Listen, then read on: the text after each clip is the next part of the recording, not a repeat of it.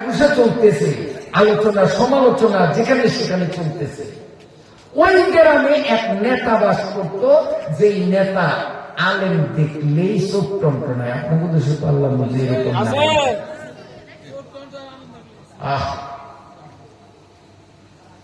হুজুররা দেশটারে খাইছে কইনিও।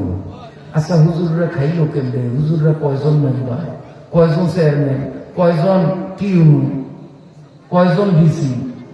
বাড়ি সালাম দিলেও তো সারা বাংলাদেশেও দুই একজন বাড়ি করা কঠিন। তো হুজুররা খাইলো কেমনে? যেই জায়গায় গিয়া খাওয়া যায় ওই জায়গায় তো হুজুররা এখন পর্যন্ত যাইতে পারে না। গেলি তোরা, খাইলি তোরা, আর দোষ চাপিয়ে দিলি হুজুর বলবো হুজুররাই খাইছে।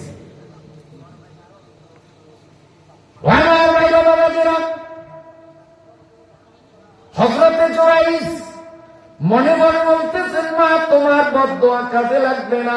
তিনি তো নামাজের মধ্যেই সামনের দিকে চলতেছে। এদিকে ওই গ্রামের এক নেতা আলেম বিদ্বেষী।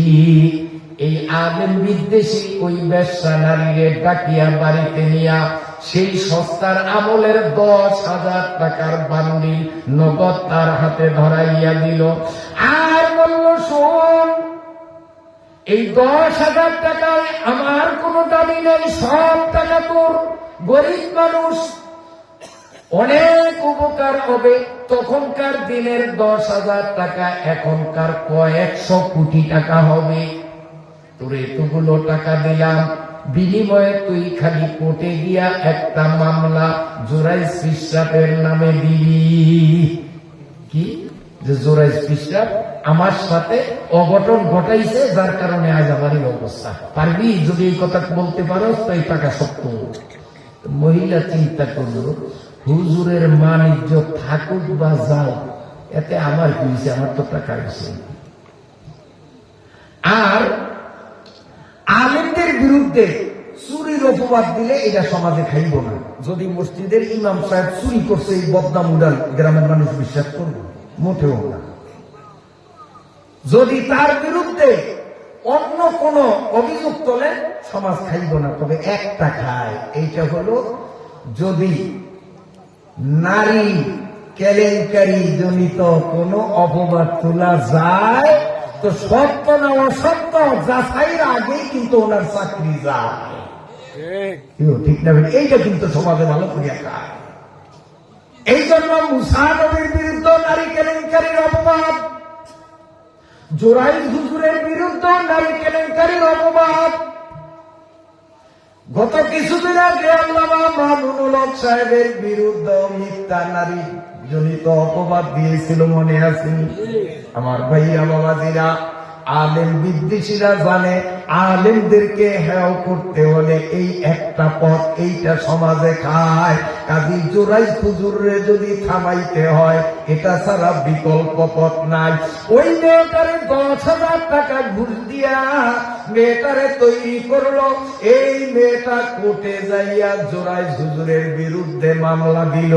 হুজুর, জুরাইজ পীর সাহেবের কাছে পানি পড়া আনতে গিয়েছিলাম, উনি হাত ধইরা ঘরের পিছনে ডালিম বাগানে নিয়ে গেছে। ওই জায়গায় আমাকে জোর করে ইজ্জত হরণ করেছে, যার ফলশ্রুতিতে আমি গর্ভবতী হয়ে গেলাম। জুরাইজ পীর সাহেবের এই অপকর্মের আমি বিচার চাই। মামলাটা একবারেই তো সত্য, একটা সত্য মামলা না? জোরাইজ হুজুর এই কাম করছে তো। হায় হায় রে, কপাল কোন দিক যাব। মার্ডার কেসের আসামি, 1 নম্বর আসামি, যেদিন মার্ডার হয়েছে সে ছিল দেশেও না, কিন্তু তারে বানাইছে 1 নম্বর আসামি। আর সাক্ষী এজলাসে তারে একটা সার, এই 1 নম্বর আসামি যে কোপ দিয়া কল্লাটা 2 ভাগ করছে, একবারে আমি ভাসেছিলাম, দাওটা ধরি ও সারি নেয়। কি টাটকা সাক্ষী রে, আমাদের দেশে দেরি নাই, সব দোজকি দোজকি দোজকি। আমার ভাইয়া বাবাজিরা, যখন এই মেয়েটা হাকিমের আদালতে মামলা দিল, হাকিম সাহেব সহ অফিসের সমস্ত মানুষ পীর সাহেবের উপর ক্ষিপ্ত হয়ে গেল। এত বড় আলেম, এত বড় বুজুর্গ, যারে বড় হুজুর পীর সাহেব হিসাবে সবাই শ্রদ্ধা করে, আর ওনার মধ্যে এত গলত পুলিশ পাঠাইয়া দিল তারে অসম্মানের সাথে চেঁচাইয়া আমার অফিসে হাজির করো। পুলিশ যাইয়া জুরাই হুজুর দরজা খোলেন, জুরাই হুজুর দরজা খোলেন। জুরাই হুজুর তখনও কিন্তু নামাজে দরজা খুলতে পারেন না। শেষ পর্যন্ত লাথি মারিয়া দরজা ভাঙ্গিয়া পুলিশ ঘরের মধ্যে ঢুকিয়া দেখতেছে জুরাই হুজুর এখনো নামাজে দাঁড়ানো। অমনি পিছন থেকে এলোপাতারি লাথি আর ঘুষি আর কিল আরম্ভ করল আরামজাদা। ভিখারির সাথে আকাম ঘটাইয়া এখন তো বেশি ফুটাইতেছ, তোমার মতো ভন্ডের খবর আছে। আরে মুখটা বানলো, কোনো কথাও বলতে সুযোগ দিল না। চরম অপমান তাকে করলো, মারতে মারতে সারা শরীর থেকে রক্ত ঝরাইয়া দিল। এরপরে তাকে রাস্তার উপর চেঁচাইয়া টানতে টানতে হেঁচড়াইয়া দরবারে নিয়ে গেল, হাকিমের সামনে নিয়ে গেল। হাকিম সাহেব বললেন, তুমি এত বড় একজন বুজুর্গ পীর আলেম হইয়া এত বড় জঘন্য অপরাধ কেন করলা? এখন তোমাকে ফাঁসি দেওয়া হবে, তোমার জন্য ফাঁসির কাজটা অপেক্ষা করে। তবে একটা নীতি সারা বিশ্বে প্রচলিত, ফাঁসির আসামিকে ফাঁসি দেওয়ার আগে তার মনের শেষ ইচ্ছা কি জানতে চায়, সরকার সেটি পূরণ করে। আপনারা জানেন কিনা? হাকিম পুলিশদেরকে বললেন, এই ভণ্ড জুরাইদের শেষ ইচ্ছাটা কি একটু তোমরা জানো? যখন তাকে জিজ্ঞেস করলো তোমার শেষ ইচ্ছাটা কি, জুরাইদ হুজুর বললেন, আমার শেষ ইচ্ছা শুধু একটা, আমাকে ফাঁসি দেওয়ার আগে একটু মায়ের সাথে দেখার সুযোগ করে দেন, আমি মায়ের সাথে একটু দেখা করি। পুলিশ পাহারায় আমাকে একটু মায়ের কাছে যাওয়ার সুযোগ করে দেন, এক নজর মাকে দেখব, দুটি কথা আমি মায়ের সাথে বিনিময় করব। হাকিম রায় দিয়ে দিলেন, শেষ ইচ্ছা পূরণ করা হবে, নিয়ে যাও। পুলিশরা যখন তাকে মারতে মারতে বাড়িতে নিয়ে গেল, তখন জুরাইদ হুজুরের সারা শরীর থেকে লাল রক্তগুলো ঝরতেছিল। দরজায় দাঁড়াইয়া ডাক দিলেন, মা,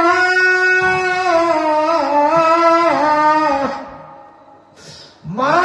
শব্দ শুনলা মাত্র মা যখন দরজা খুলিয়া সন্তানের এমন অবস্থা দেখল, মা দুই চোখের পানির জোয়ার প্রবাহিত করলো, আর জোরাইজ মায়ের পা জড়াইয়া কান্দে আর বলে, মাগো তুমিও জানো আমি জোরাইজ জীবনে কোনোদিন ভিন নারীর দিকে অসৎ উদ্দেশ্যে কোনোদিন দৃষ্টিপাত করিনি।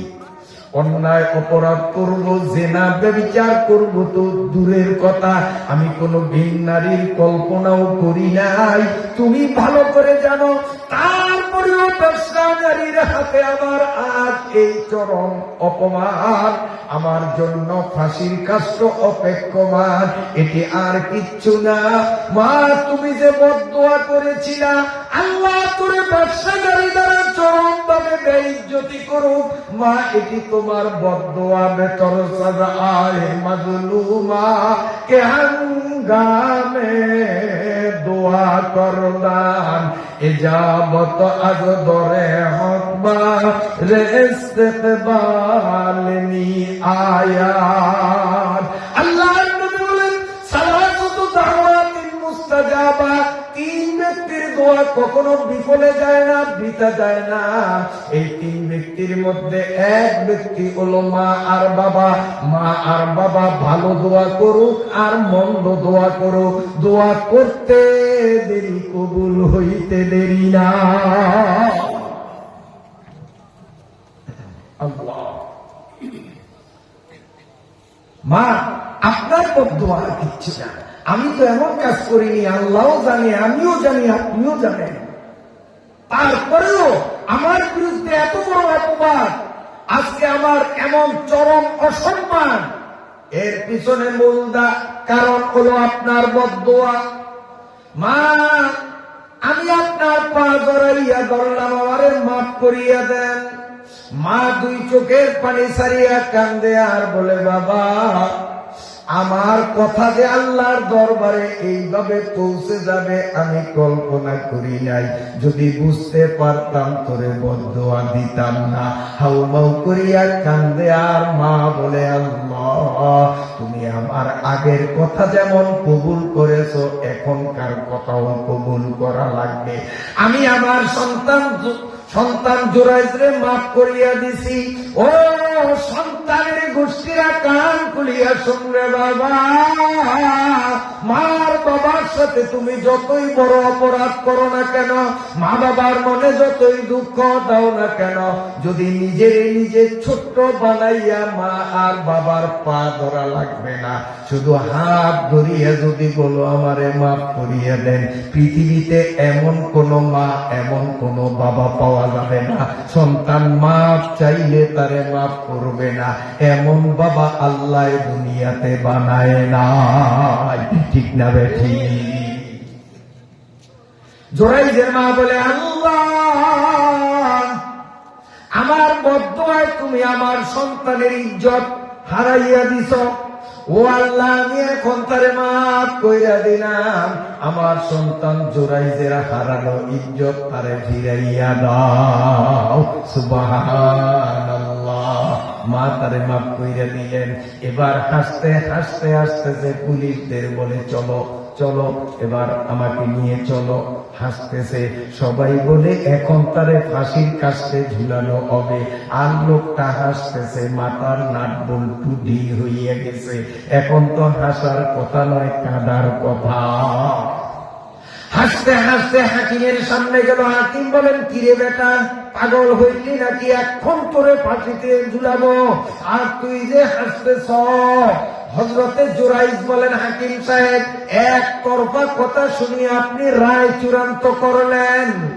আপনি কি আইনে পড়েন নাই? শুধু এক তরফা কথা শুনিয়া রায় দেয়া যায় না, উভয় পক্ষের জবান বন্দি শোনা লাগে, উভয় পক্ষের সাক্ষী লাগবে। লাগবেনি সাক্ষী লাগবে। হাকিম সাহেব বলেন, এই আকাম কি আবার সাক্ষী রাখিয়া করা হয়নি? একই মানুষের দেখে করে অপকর্ম যে না সাক্ষী রাখিয়া করে না, অতি গোপনে করে। এইটার আবার সাক্ষী পাবো কোথায়? হযরতে জুরাইজ বলেন, আমার বিরুদ্ধে যে মামলা দিল মেয়েটারে জিজ্ঞেস করেন তার সাক্ষী লাগবেনি। বিধানে আছে যদি কারো বিরুদ্ধে চারিত্রিক অপবাদ দেওয়া হয়, প্রত্যক্ষদর্শী 4 জন সাক্ষী লাগবে। এই 4 জন সাক্ষী বলবে আমরা সরাসরি তারা দৈহিক মিলন অবস্থায় দেখেছি। 4 জন মানুষ বলতে হবে আমরা 8টা চক্ষু দিয়া দেখছি, নইলে তার উপরে সাজা প্রয়োগ করা যায় না। জিজ্ঞাসা করেন মেয়ের সাক্ষী কয়জন আছে? মেয়েটা বলে, হুজুর কি বলতেছে? এই অঘটন তো সাক্ষীর সামনে পৃথিবীতে কেউ করে না, এগুলো তো অতি সংগোপনে গুজবে করা হয়, গোপনে করা হয়, আমার কোনো সাক্ষী নাই। হযরতে জুরাইজ বললেন, মাননীয় হাকিম সাহেব বাদীর কোনো সাক্ষী নাই, আমি আসামি, আমার 2 জন সাক্ষী আছে, আমার সাক্ষীদের একটু সাক্ষ্য শোনা লাগবে, তারপরে রায় কার্যকর করবেন। বলতেছেন তোমার সাক্ষী আবার কে? বলতেছে আমার 1 নম্বর সাক্ষী, মেয়েটার পেটে যেই সন্তান সে হলো আমার 1 নম্বর সাক্ষী, আর ডালিম বাগানের ডালিম গাছ 2 নম্বর সাক্ষী। সবাই আত্মালি দিল, হু হু করে হাসতেছে, মাথা খারাপ হয়ে গেছে। এখন তো শুলিতে চড়বে, ওর জীবন যাবে, মাথা খারাপ হয়েছে। ও পেটের সন্তানরে সাক্ষী মানে, আর বাগানের গাছের সাক্ষী মানে। গাছে কি সাক্ষী দিতে পারে? পেটের সন্তান কি সাক্ষী দিতে পারে? সবাই হাততালি দিতেছে। হযরত জুরাইজ এক ধমক দিলেন, শুনেন আমি এই অপকর্ম করি নাই, 100% শিওর। তারপরে আজকে আমার এই চরম অবস্থা আমার মায়ের বদদোয়া।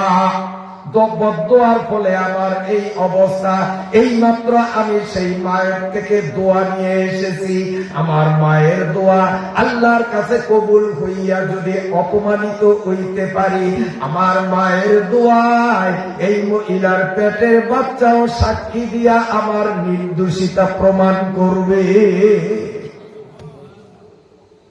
এবার হযরত জুরাইজ ওই মেয়েটার পেটের দিকে তর্জনী আঙ্গুল খাড়া করে বললেন, এ মেয়ের পেটের মধ্যে ছেলে বা মেয়ে কে আছো আমি জানি না, আমি তোমার সাক্ষী মানলাম, আমি কিন্তু মায়ের দোয়া নিয়ে আসলাম।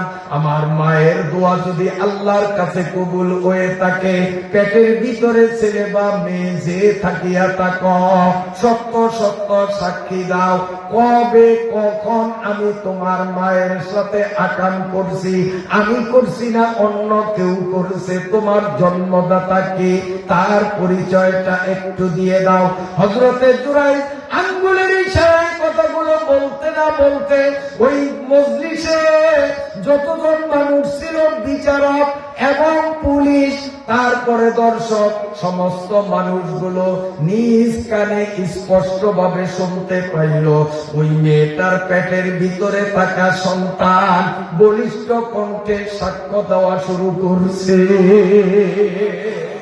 উস্তে সুলতানি মুসাল্লাম মরুরা, আরে উস্তে সুলতানি মুসাল্লাম মরুরা, নিচে কাসরা জোড়ায় চুয়া ছেড়া।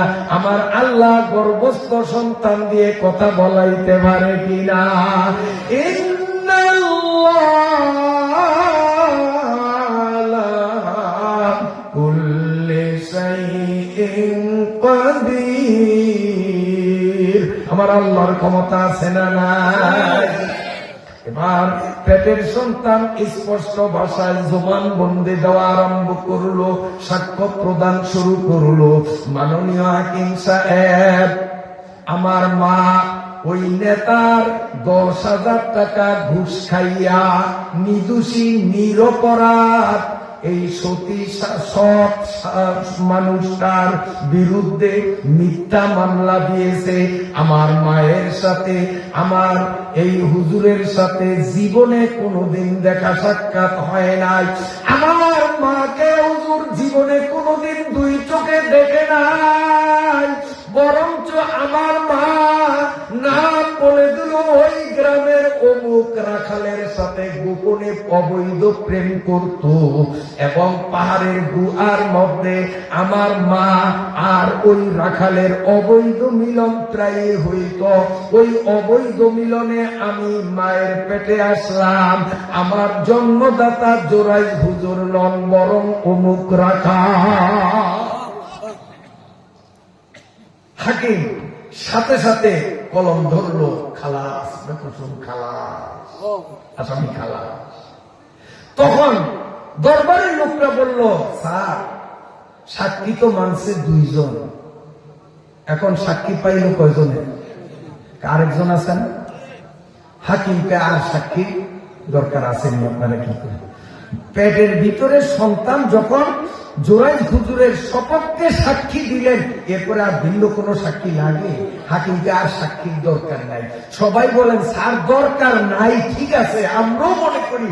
তারপরে উনি যখন ঘরের পেছনের ডালিম গাছরে সাক্ষী মানছে, আমরা সেখানে গিয়েও একটু অলৌকিক জিনিস দেখবো, দেখি ডালিম গাছ কি সাক্ষী দেয়।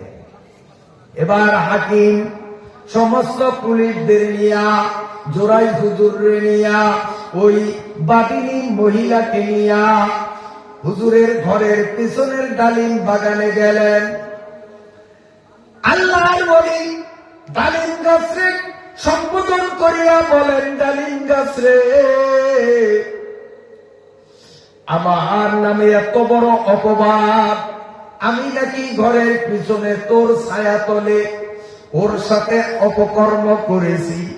ও ডালিম গাছ, আমি আল্লাহর থেকে, আমার মায়ের থেকে দোয়া নিয়ে এসেছি। আমার মায়ের দোয়া যদি কবুল হইয়া থাকে, আমার মায়ের দোয়ার বরকতে তুই এখন কথা বলতে হবে, আমি তোরে সাক্ষী মেনেছি। বল কবে আমি কোন তারিখে কখন এর সাথে অপকর্ম করেছি? বলতে না বলতে ওই গাছের প্রতিটি পাতা মানুষের মতো কথা বলা আরম্ভ করছে। সুবহানাল্লাহ, সুবহানাল্লাহ, সুবহানাল্লাহ।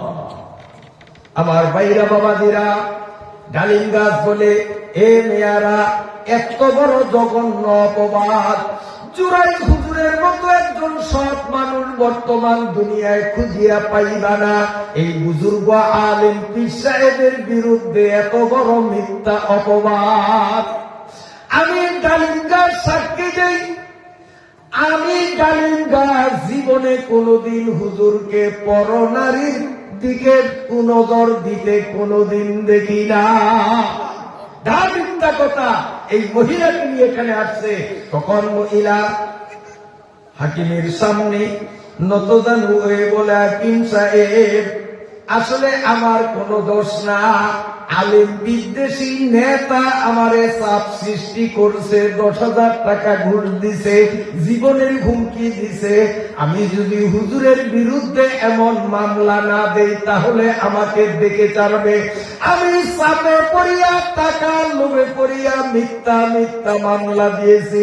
আসলে জোড়াই হুজুরকে আমি কোনোদিন দেখি নাই, উনিও আমারে দেখে না। সত্য প্রকাশ হয়েছে না হয় নাই? সত্যের জয় হয়েছে কি হয় না? সত্যের জয় হবেই, যতই দুর্বল হোক। আর অসত্য আর জুলুমের পতন হবেই, যদিও 17 বছর পরে হয়। কেউ ঠিক না ব্যাঠি? আল্লাহ, তাই আমার আল্লাহ বলেন, ওয়াসাইনাল ইনসানা بوالديه حملته أمه وهنا على وهن وفصاله في عامين أن اشكر لي ولوالديك। আল্লাহ বলেন, আমি প্রতিটি সন্তানের উপর বাধ্যতামূলক আইন করে দিলাম, তারা যেন আমার ইবাদতের পাশাপাশি মা বাবার খিদমত করে। কারণ মা কষ্টের উপরে কষ্ট, তার উপরে কষ্ট সন্তানের জন্য সহ্য করেছে। আরেকটা হাদিস মনে পড়ছে, কইতাম নিও, কষ্ট হয় আপনাদের। রাসূলুল্লাহ সাল্লাল্লাহু আলাইহি ওয়াসাল্লাম কাবা ঘরে তওয়াফ করতে গেছেন। যাইয়া দেখেন এক যুবক কাপড়ের গাঁটটি বানাইয়া একটা মানুষরে ওই গাঁটটির মধ্যে লইয়া এইভাবে পিঠের উপর গাঁটটি রাখিয়া এই গাঁটটির আরেক মাথা এইভাবে ধরিয়া আল্লাহর ঘর তওয়াফ করে। নবীজি জিজ্ঞাসা করেন, এই যুবক, গাঁটটির মধ্যে কি রে? সবাই খালি হাতে তওয়াফ করে, আর তুই গাঁটটি নিয়ে তওয়াফ করস, গাঁটটি এক জায়গায় রাখতে পারলি না, খামোখা কষ্ট করস কেন? যুবক বলে, ইয়া রাসূলুল্লাহ, হুজুর, এই গাঁটটিতে কোনো মালামাল না, এই গাঁটটির মধ্যে হলো আমার গর্ভধারিণী মা। ইয়া রাসূলুল্লাহ, আমি মায়ের এই গাঁটটির মতো বানাইয়া আল্লাহর ঘরের চারিপার্শ্ব দিয়া তওয়াফ করতেছি। নবী গো, বলেন তো, আমার এই আমলের দ্বারা মায়ের হক পুরোপুরি আদায় করতে পারলাম কিনা? আল্লাহ পাকের নবী বলেন, যুবক সাহাবীরে, আল্লাহ যদি তোরে কিয়ামত পর্যন্ত হায়াত দেয়, ইসরাফিলের সিংহায় ফুৎকার পর্যন্ত যদি আল্লাহ তোরে হায়াত দেয়, আর কিয়ামত পর্যন্ত তোর মায়েরও হায়াত দেয়, আর গাঁটটি পিঠে নিয়া আল্লাহর ঘর কিয়ামত পর্যন্ত যদি তওয়াফ করো, তুমি যেদিন মায়ের পেট থেকে জমিনে আসছো, তোমার মায়ের প্রসব বেদনাকালীন তোমার মা উহ করে যে আওয়াজ দিয়েছিল, একটা উহের মূল্য আদায় হবে না। গোরামি খাই কেশাবি মুখতিয়ার, গোরামি খাই কেশাবি মুখতিয়ার, খিদমতে মা দরবে দরকুন ইখতিয়ার। কষ্ট হয় আপনাদের? এখন আসেন, যাদের মা বাবা জীবিত আছে, চাই মা বাবা অমুসলিম হোক না কেন, তারপরেও মা বাবার সেবা যত্ন করা ফরজ। সন্তান বড় আলেম, বড় বক্তা, বড় মুফাসসির, কিন্তু তার বাপ হিন্দু। আসেনি বাংলাদেশে? নাই। হিন্দুর বলা ন মুসলিম হইছে? নাই। ন মুসলিম হইয়া সে মাদ্রাসায় লেখাপড়া করিয়া কোরআনের তফসিরও শিখছে, তফসিরও করে, কিন্তু তার বাবা হিন্দু। আল্লাহর কোরআনের আইন হলো, তুমি সন্তান যত বড় আলেম হও না কেন, তোমার বাবা হিন্দু হইলেও তোমার উপরে ফরজ আল্লাহর ইবাদতের পাশাপাশি হিন্দু বাবার সেবা যত্ন নেওয়া। এর ছোট বালিকার যুবকরা, মা বাবা যদি হিন্দু হয় তারপরেও মা বাবার সাথে খারাপ ব্যবহার চলে না। তোদের মা বাবা তো হিন্দু না, কাফের না, বৌদ্ধ না, যদিও বেনমাজি হয়, যদিও বেরোজগারি হয়, তারপরেও তো মুসলিম, এক আল্লাহতে বিশ্বাসী। ওই মা বাবার মনে দুঃখ দিয়া নিজের কপাল পোড়াইও না। যাদের মা বাবা জীবিত আছে, পায়ে হাত রেখে জোর অনুরোধ, আল্লাহর কোরআনের পক্ষ থেকে অনুরোধ করলাম, বাবা অতীতে ভুল করেছো, মা বাবার কাছে ক্ষমা চাও, আগামীর জন্য নিজের শুধরে আনাও। রাজি আছোনি যুবকরা? আর যে সমস্ত মুরব্বীরা, আজকের মাহফিলের অধিকাংশ শ্রোতাই মুরব্বী, যুবকের সংখ্যা হাতে গোনা একেবারেই কম। আমার মনে যে কত বড় ব্যথা নিয়ে বয়ান করি আমি জানি, আমার আল্লাহ জানে। খুব কষ্ট হইতেছে কথা বলতে, কারণ যুবক শূন্য মাহফিল আমার এই প্রায় 55-60 বছরের বক্তৃতার জীবনে এই প্রথম। আল্লাহ, আমার ভাইরা, এই যুবকরা যারা আসছো, তোমরা বলো তো দেখি, আজকে কোরআনের আলোকে রসুলের হাদিসের দৃষ্টিভঙ্গিতে যেই আলোচনাগুলি করলাম, এগুলি ফালতু আলোচনা না গঠনমূলক আলোচনা? দরকারি না বেদরকারি?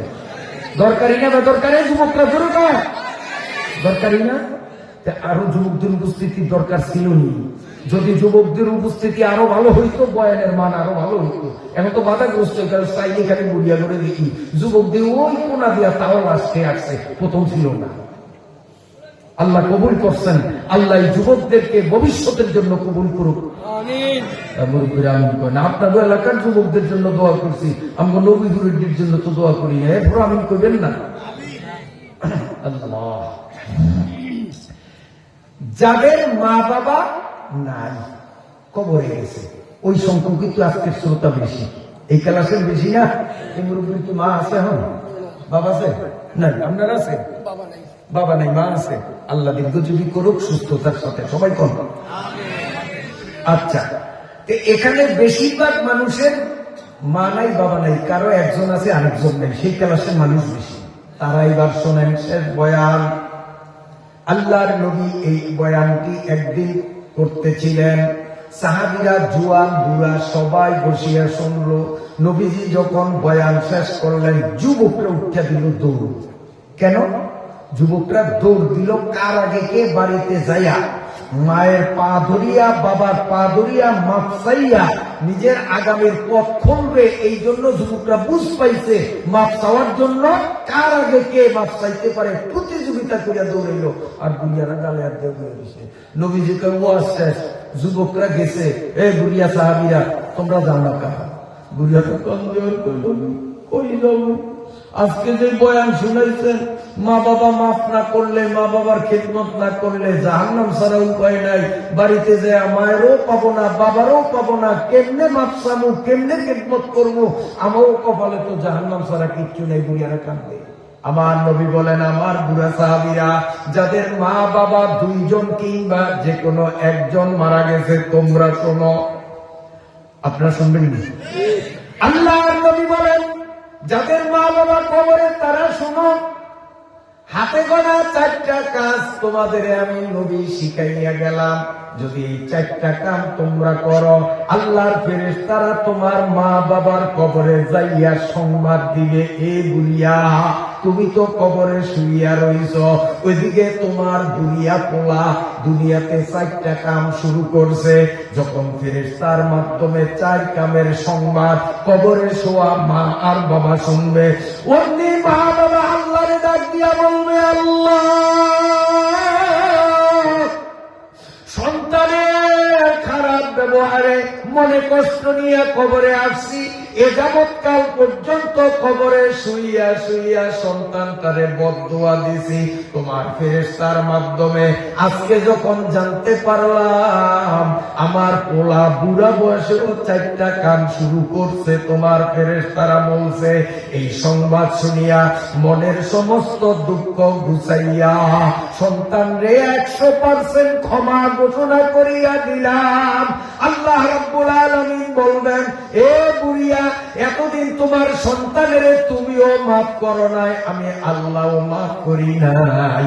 তোমার সন্তান 4টা কাম করার কথা শুনিয়া তুমি যখন তোমার সন্তানদের মাফ করে দিয়েছ, আমি আল্লাহও তোমার সন্তানের মাফ করিয়া দিলাম। সুবহানাল্লাহ। বলবনি 4টা কাম। 1 নম্বর, বুড়া মানুষ দেখলে তাকে ইজ্জত করা। এক বুড়িয়া আর এক বুড়িয়া খেটখেটানি না করা, ঝগড়া না করা। এক বুড়া আর এক বুড়ারে ইজ্জত দেওয়া পারবেন নিও? সম্ভব না? অসম্ভব। এক বুড়িয়া আর এক বুড়িয়ারে সম্মান দিবেন পারবেন? এলো 1 নম্বর। 2 নম্বর কাম হলো মা বাবার রক্ত সম্পর্কিত আত্মীয় যারা, আত্মীয়দের সাথে আচরণ বিধি ঠিকঠাক করা। যেমন আমার বোন মায়ের বাবার রক্ত কিনা, আমার যেই রক্ত আমার বোনের সে একই তো রক্ত, আমার মা বাবারই তো অংশ। তাহলে বাবা মরে গেছেন, মা মরে গেছেন, এখন সহায় সম্পদ সব আমি ভোগ করলাম, আমার বোনরে আমি দিলাম না। 25 বছর হলো বাবার মৃত্যুর বয়স, কিন্তু এখন পর্যন্ত বোনরে জায়গা জমিন বুঝাইয়া দিলাম না।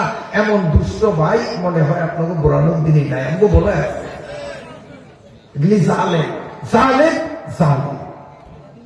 কি করতে হবে? 2 নম্বর কাম, মা বাবার রক্ত সম্পর্কিত আত্মীয়দের সাথে আচরণ ভালো করা, সহায় সম্পদ তিলে তিলে হিসাব করিয়া দেওয়া।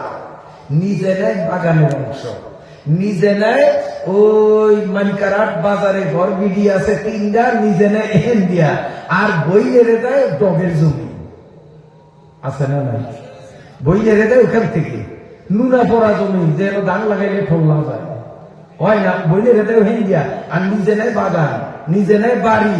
জানিয়া রাখেন, আমার বাবা যখন মারা গেল, বাবার জমিন যেখানে আছে প্রতিটা রন্ধ্রে রন্ধ্রে আমার যেমন ওয়ারিশি সত্য, আমার বোনেরও ওয়ারিশি সত্য।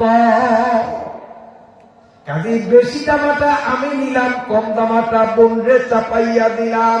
জুলুম হবে জালিম, জালিমের ঠিকানা জাহান্নাম। ঠিক আছে নি? 1 নম্বর, এক বুড়িয়া আরেক বুড়িয়াকে ইজ্জত করা। 2 নম্বর, মা বাবার রক্ত সম্পর্কিত আত্মীয়দের সাথে সম্পর্ক ভালো রাখা। 3 নম্বর কাম, মা বাবার জন্য মাঝে মধ্যে সময় সুযোগ পাইলে নিজের আর্থিক অবস্থা বিবেচনা করিয়া মা বাবার নামে দান খয়রাত করা। পারবেন নিও? যার যার অবস্থা, একজনের ধনী মানুষ সে 1000 টাকা দিবে, আরেকজন গরিব মানুষ সে 1 টাকা দিবে, যার যার অবস্থা অনুপাতে মা বাবার নামে দান খয়রাত করা গেল 3টা। 4 নম্বরটা করুণা থাকবে। হ্যাঁ, কইতাম? আচ্ছা, 4 নম্বর হলো মাঝে মধ্যে সময় সুযোগ হইলে মা বাবার কবরের পাশে দাঁড়াইয়া খুব নরম দিল দিয়া মা বাবার জন্য দোয়া করা। বলেন, রব্বির হামহুমা কামা রাব্বায়ানি সগীরা। সবাই